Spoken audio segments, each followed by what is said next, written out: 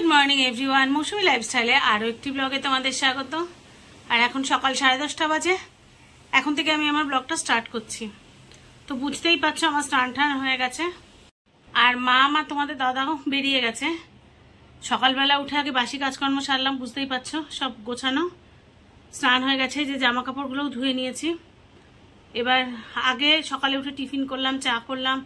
আর শরীরটা যেহেতু খুব একটা ভালো না, তাই ক্যামেরা নিয়ে করতে পারিনি। এমনিতেই একটু হাঁপিয়ে গেছি সকালে এইটুকু কাজ করতে। তা ভাবলাম আগে ওদেরকে ছেড়ে দিই, কারণ তাড়াহুড়ো করে করতে পারছি না। তো ওদের মাম স্কুলে গেছে, মামের প্র্যাকটিক্যাল ক্লাস আছে, যেতে তো বাধ্য। তোমাদের দাদা অফিস বেরিয়ে গেছে, ওদের খাবার টিফিন সব করে টোরে দিয়ে তারপরে স্নান করে নিলাম। ভাবলাম এবার গোপাল সোনাকে দেবো, দিয়ে তারপরে আমি দুপুরে আজকে না রান্না করতে হবে না। তোমাদের দাদা বলেছে আজকে দুপুরে খাবার পাঠিয়ে দেবে মিঠির জন্য। কালকে তো রান্না করেছিলাম, খাইনি মানে আজকাল না ডায়ালিসিস নিয়ে এসে গরম খাবার খেতে পারছি না। গরম ভাতে যদি ধোঁয়া ওঠা গন্ধ পাচ্ছি না, বমি পাচ্ছে। গরম ভাতে ধোঁয়া ওঠা গন্ধটা আমি নিতেই পারছি না। তো ওই দুপুরবেলা ভাত খাইনি, রুটি খেয়েছিলাম। তো সেই ভাতগুলো রয়ে গেছে, কালকে মা রান্না করেছিল। আর হচ্ছে তো সেই ভাতগুলো রয়ে গেছে। তারপর রাত্রেবেলা খেয়েছি দুধ মুড়ি। আর হ্যাঁ, সকালবেলা উঠে সবার আগে তো মেসেজ পেয়েছি। দেখেছো আজকাল কীরকম ভুলোমনা হয়ে গেছি। ডালিয়াদির মেসেজ পেয়েছি।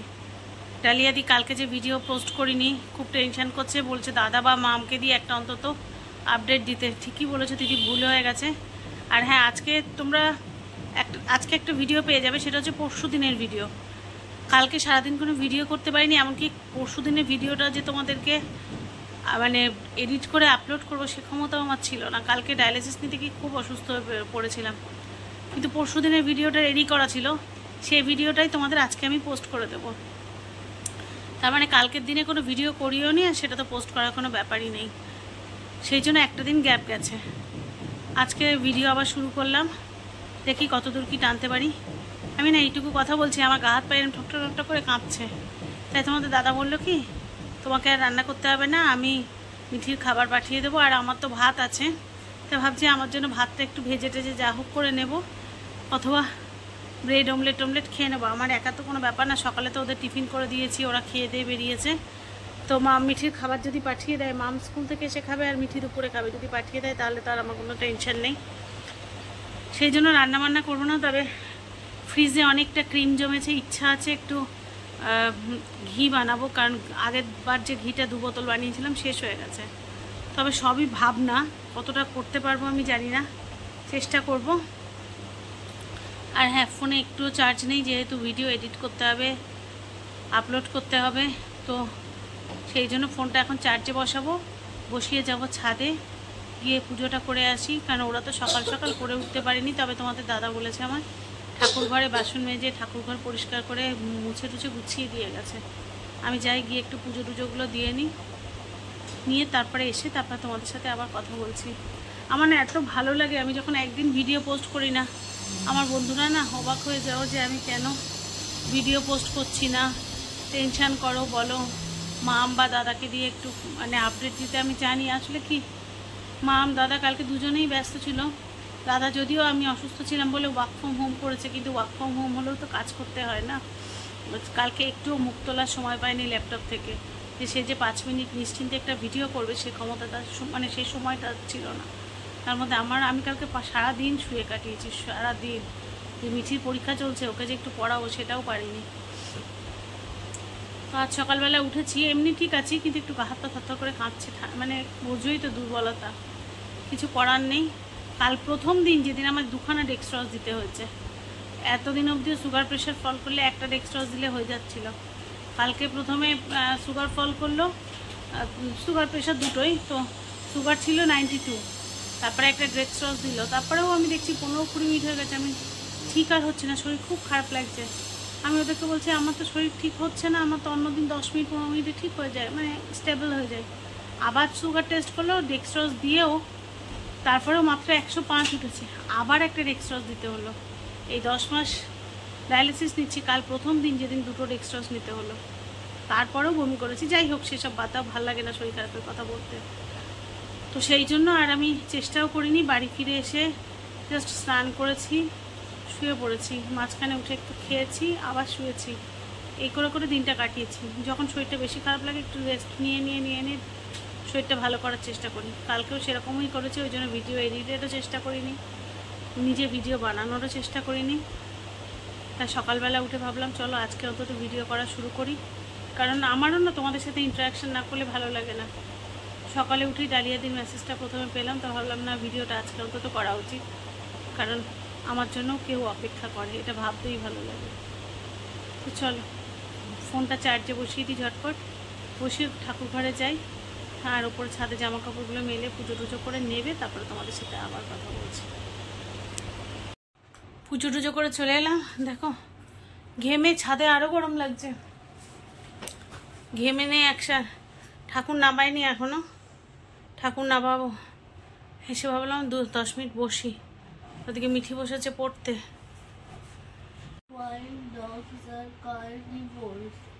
কাল তোর কি এক্সাম?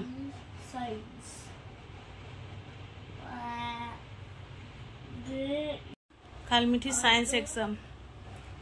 তা ছাদে গিয়ে তোমাদের দাদা ফুল তুলে রেখে গেছিলো, এখনও কিছু ফুল ছিল। যাই হোক দেখতে গেলাম, দেখলাম বেশ কটা ফল হয়েছে। তা ভাবলাম যে ক্যামেরাটা নিয়ে আসি নিচে, ঠাকুর যতক্ষণ একটু ঠাকুর দিয়ে তো একটু পেছন ঘুরে আসতে হয়, নাহলে ঠাকুর নামাই না। তা ভাবলাম তোমাদের সাথে ফলগুলো শেয়ার করি, কারণ ছাদে তো আমার কোনো গ্যারেন্টি নেই, যখন তখন হনুমান এসে খেয়ে চলে যাবে। হনুমান এসে খেয়ে চলে গেলে তোমাদের সাথে তো শেয়ার করতে পারবো না। তা তোমাদের তো সবসময় বাগান দেখাই, ফুল দেখাই, ফল তো দেখায়নি। এমন কিছু ফল গাছ নেই, ফল গাছ আছে সবে, লেবু গাছ সবে একটা হচ্ছে ছোট, ও গাছে এখনও ফল আসার দেরি আছে। আর একটা খুব ঝাপালো হয়ে বড় একটা মিষ্টি চেরি গাছ হয়েছে, যেটা এবছর ফুল হয়েছিল কিন্তু ফল আসেনি। আর কি কি হচ্ছে, মানে 4-5টা ফল গাছ বেশি নেই। তবে এবার ফল গাছের দিকেই ঝোঁক দেবো ভাবছি। তা 2-4টে হয়েছে, ভাবলাম তোমাদের সাথে একটু শেয়ার করি। তো চলো বেশ খানিকক্ষণ, মিনিট 5 তো নিচে এসেইছি, তো তোমাদের সাথে ফল গাছগুলো শেয়ার করি, করে তারপর ঠাকুর নাবিয়ে তারপরে এসে বসি। কষ্ট হয়ে গেছে, খুব গরম লাগছে, খুব গরম। আর স্নান করে যেহেতু চুলটা হালকা হালকা ভিজে, আজকে বেশ খানিকটা তেল দিয়েছি মাথায়, ভালো লাগছিল না, মানে অস্বস্তি হচ্ছে একটা। তাই ভাবলাম যে চলো তোমাদের সাথে একটু শেয়ার করি যে ফলগুলো কি কি হয়েছে, নাহলে কোন সময় টুকুস করে এসে হনুমান খেয়ে চলে যাবে। আমাদের পাড়ায় প্রচুর হনুমান আসে, আমি আগে একটা ভিডিওতে তোমাদের সাথে শেয়ার করেছি যে প্রচুর হনুমান আসে। তারা ঠাকুরও দেখাই, পুজো দিয়েছি দেখবে, সব ফুল তুলিনি তাই অবস্থা দেখো, আসন ভরে গেছে। আগে যখন কেনা ফুল দিয়ে পুজো দিতাম না, এতটা শান্তি হতো না, মানে কেনা মানে গেঁদা, মনে হতো সে কবেকার কোন বাসি ফুল, তাই দিয়ে পুজো দিচ্ছি। আর এখন এই যে টাটকা টাটকা ফুলে পুজো দিয়ে এত যে ভালো লাগে গো। তো চলো ওদিকে ফল গাছের দিকে। এটা বলছিলাম, যখন কেনা ফুলে পুজো দিতাম মনে হতো বাসি ফুল, কি বাজে লাগছে এরকম। কি রোদ্দুর দেখেছো, এই সকাল 11টা কি 11:30 বাজে। এই দেখো পেয়ারা হয়েছে কত বড়, দেখেছো? ছোট যখন হয়েছিল দেখেছিলাম, তো ভাবছিলাম হবে কি হবে না, কি সুন্দর হয়েছে পেয়ারাটা। আর হচ্ছে এখানে প্রচুর ফুল এসেছে, ফলটা দাঁড়াক আগে, বুঝতে পারছো? সবেদা গাছে সব কটা আগায় আছে, সব কটা আগায় কুড়ি আছে।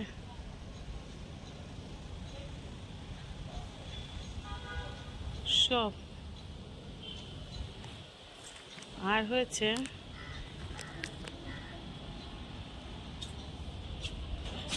তোমাদের মনে হয় তোমাদের দাদাই ড্রাগনগুলো দেখিয়েছিল ফুল অবস্থায়, 3খানা হয়েছে একই লাইনে, বোঝাতে পারছি কিনা আমি জানি না, 3টে ড্রাগন হয়েছে।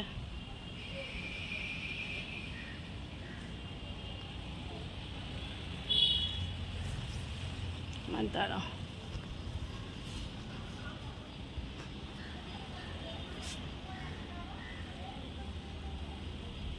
এই একটা আর একটা করে এই একটা, তো এই দুখানা বেদানা হয়েছে।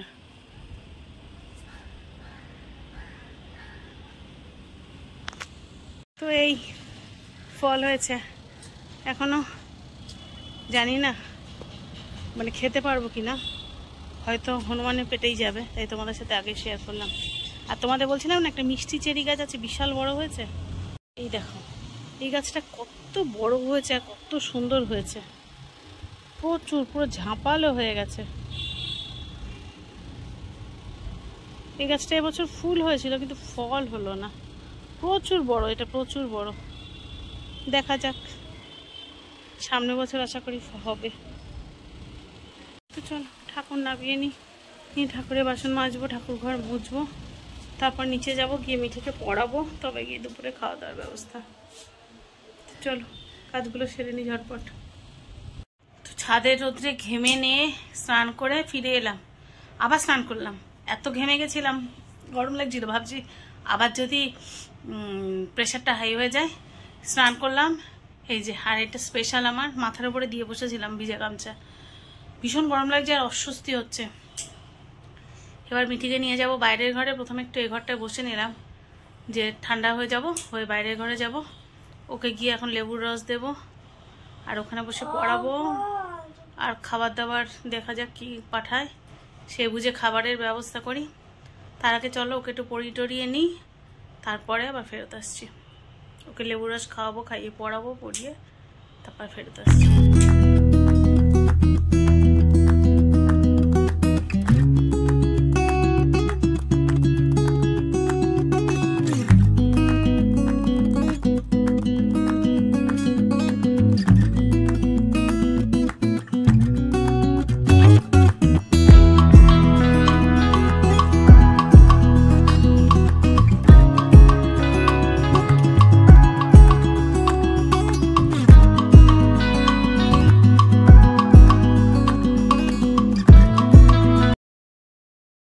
চলো হয়ে গেছে, দিয়ে আসি।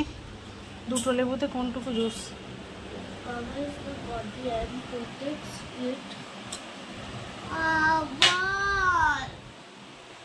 তাড়াতাড়ি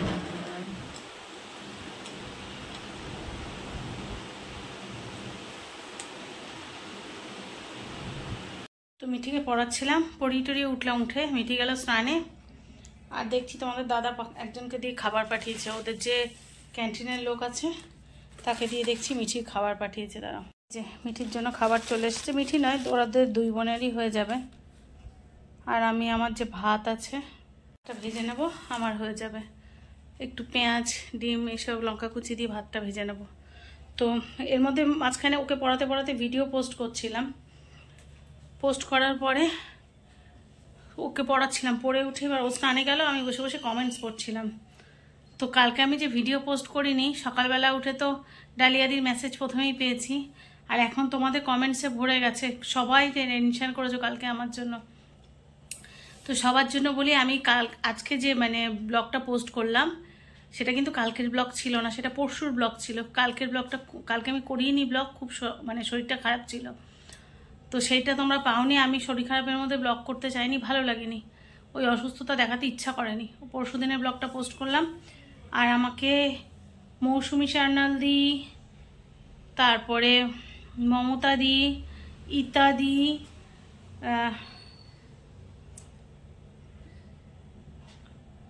নাজিদা জামান দি,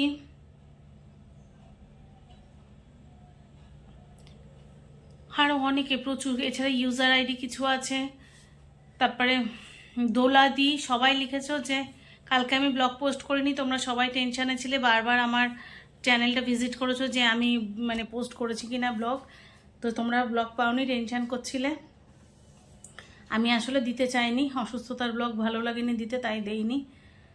আর আজকে যেটা ব্লগ পোস্ট করেছি পরশু দিন যখন সুস্থ ছিলাম সেই ব্লগটা পোস্ট করেছি। আর আজকে যে ব্লগটা করছি একটু ভালো আছি দেখে আজকে আবার ঠিক করে ব্লগ করার চেষ্টা করছি, যদিও এখনও খুব ঠিক নেই, তাহলেও কালকে যতটা খারাপ অবস্থা ছিল তার চেয়ে ভালো আছি দেখে ব্লগটা করছি। ভালো লাগে না গো, শরীর খারাপ শুয়ে মুখে বলে যে শরীর ভালো না করতে ইচ্ছা করে না, সেই জন্য কালকে ব্লগ করিনি। ব্লগ করিনি তো কী হয়েছে, আমার দিদিরা কিন্তু আমার সাথেই আছে, আমার বন্ধুরা সবসময় সাথেই আছে, আর আরও আরও অনেকে তোমরা প্লিজ রাগ করো না। রুমা মুখার্জিদি লিখেছে তুমি দিল্লিতে থাকো, দিল্লি থেকে কলকাতায় এসেছো, দিল্লির গরমটা বেশি, এখানে গরমটা কম। ঠিকই বলেছো দিদি, দিল্লিতে তো তোমাদের ওখানে গরমেও গরম বেশি, শীতেও ঠান্ডা বেশি। আমাদের একজন পরিচিত আছেন, মানে আমার উনি দিদা হন সম্পর্কে, মানে দিদা নয়, দিদা শাশুড়ি আর কি, শ্বশুরবাড়ির দিককার আত্মীয়। তো উনার এক দিদি থাকেন দিল্লিতে, তো ওই দিদা শীতকালে আমাদের কলকাতায় এসে থাকেন, শুধুমাত্র ওখানে অতিরিক্ত গরম, ওনারা দুজনেই স্বামী স্ত্রী, বয়স্ক মানুষ, থাকতে পারেন না। তো এখানে বোনের বাড়ি এসে ওই সময় 2 মাস কাটিয়ে যান, ওই নভেম্বর ডিসেম্বরের ওই খুব গরমে। তো ওই দিদার কাছেই শোনা। আমি দিল্লিতে ব্যক্তিগতভাবে একবারই গেছি অফিসের কাজে, তাও অফিস নিয়ে গেছিলো, তখন ওই কোভিডের শেষের দিকে আর কি। আমি তখন 2টো ডিস্ট্রিক্টে কোভিডের প্রজেক্টের ব্লক লিড করি আর কি, 2টো ডিস্ট্রিক্ট না, ভুল বলেছি, 2টো ব্লকের ব্লক লিড করি কোভিড প্রজেক্টের। তো একটা ব্লক তার মধ্যে আমাদের ওয়েস্ট বেঙ্গলে সব থেকে বেশি ভালো সাকসেসফুল হয়েছিল। তো সেই ব্লগের অ্যাজ এ কোঅর্ডিনেটর আমি দিল্লিতে গেছিলাম একটা কনফারেন্স অ্যাটেন্ড করতে। তো 3 দিনের জন্য গিয়েছিলাম, ওটাই আমার প্রথম যাওয়া, এবং তারপরে এখনও অবধি যাইনি। অফিসের টিমের সাথেই গেছি, কনফারেন্স অ্যাটেন্ড করেছি, আবার ব্যাক করে এসেছি। তো সেই জন্য আমার খুব একটা এক্সপিরিয়েন্স নেই, কারণ এত বড় জীবনে মাত্র 3 দিনের জন্য আমি বলতে পারবো না। তবে ওই দিদার কাছে শুনেছি, ওই দিদা তো প্রতি বছর 3 দিন এসে থাকেন, 2 মাস এসে থাকেন। তো শুনেছি যে ওখানে গরমে খুব গরম, শীতে খুব ঠান্ডা। তো যাই হোক, আরও কারা কারা লিখেছেন, সংযুক্তা চট্টোপাধ্যায় দিয়েও লিখেছেন যে অনেকবার আমার চ্যানেল ভিজিট করেছে, যে আমার ভিডিও এসছে কিনা দেখার জন্য। আমি তোমাদেরকে যে কি করে মানে ধন্যবাদ দেবো আমি জানি না। প্রত্যেকে আমাকে যে এতটা ভালোবাসো, এটা আমার চিন্তার বাইরে। যে একটা দিন ব্লগ পোস্ট না করলে তোমরা আমার জন্য টেনশন করো। তো মানুষের এই ভালোবাসাটা পাওয়ার জন্যই মনে হয় আমার ইউটিউবে আসা, এবং যতদিন সুস্থ থাকবো, সুস্থ কেন, যতদিন থাকবো ততদিন ইউটিউবে থাকার চেষ্টা করব, তোমাদের সাথে কনস্ট্যান্ট যাতে আমি গল্প করে যেতে পারি। তো চলো এবার দেখি নিজের জন্য 2টো ঝটপট ভাত ভেজে নিই, খেয়ে দিয়ে তারপরে একটা লম্বা ঘুম দেবো, নাহলে আবার বিকালটা টানতে পারবো না। তারপরে মাম তো স্কুলে গেছে, তার মধ্যে মাম আবার চলে আসবে, একটু তাড়াতাড়ি না শুলে মাম আবার, আমি জানি না আজকে 3:40 ছুটি না 4:20। তো যাই হোক 4টে সাড়ে 4টের মধ্যে তো আসবে, যদি 3:40 ছুটি হয় 4টের মধ্যে আসবে, আর 4:20 হলে 4:30 না, 4:30 হবে না, 4:40-45 আসবে। তার মধ্যে আবার উঠে পড়তে হবে, একবার উঠলে আর ঘুম আসবে না, তার আগে আমার 1-1.5 ঘন্টা তো ঘুমাতেই হবে। তো চলো আবার বিকালে তোমাদের সাথে দেখা হচ্ছে। তো সন্ধ্যাবেলা ফিরে এলাম, তোমাদের বলেছিলাম বিকালে আসবো, জানো তো দুপুরে শুলাম, ঘুমাতে পারলাম না। আমার যখন শরীর ভালো থাকে না, আমার তখন ঘুম আসে না, যখন ফ্রেশ থাকি খুব ভালো ঘুমাই। এবার বাড়িতে তোমাদের দাদা মাম সবাই চলে এসেছে, সেই জন্য সন্ধ্যাবেলা চা বসিয়েছি।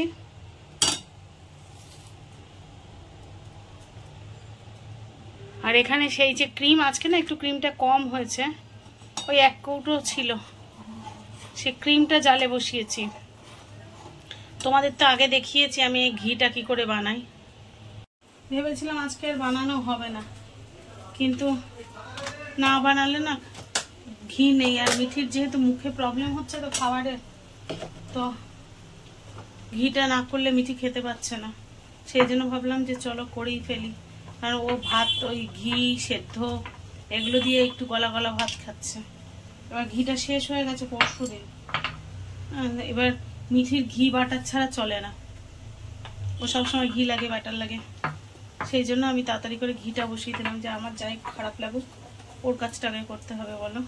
আর দেখো বসাতেই কেমন সুন্দর ফুটে গেছে, কেমন সুন্দর ফুটে গেছে জানো। প্রথমে তো একটু বেশি জাল দিয়েই ফোটাবো। আর ওই ঘরে তোমাদের দাদা মেয়েদেরকে পড়তে বসিয়েছে, ওরা কালকে তো মিঠির পরীক্ষা, মামু পড়তে বসেছে। আমি ভাবলাম আস্তে আস্তে আমি টুকটুক করে কাজ করি, প্রচন্ড ঘামছি, পাগলের মতো ঘামছি। আবার এদিকে কাচাকুচি দুপুরবেলা বসাবো, মেশিন বসাতে পারিনি, ওই মেশিন টানা আমার ক্ষমতায় নেই। যে আমার তো মানে জলের লাইনটা এক জায়গায় আর মেশিন থাকে এক জায়গায়, মানে ফিক্সড জলের লাইন করা না, সেই জন্য মেশিনটা বসালাম এখন। চলো চাটা করে ওদের আগে দিয়ে নিই। তো আমাদের এই ঘরের ফ্যানটা খারাপ হয়েছে, বেশ অনেক দিনই হয়েছে।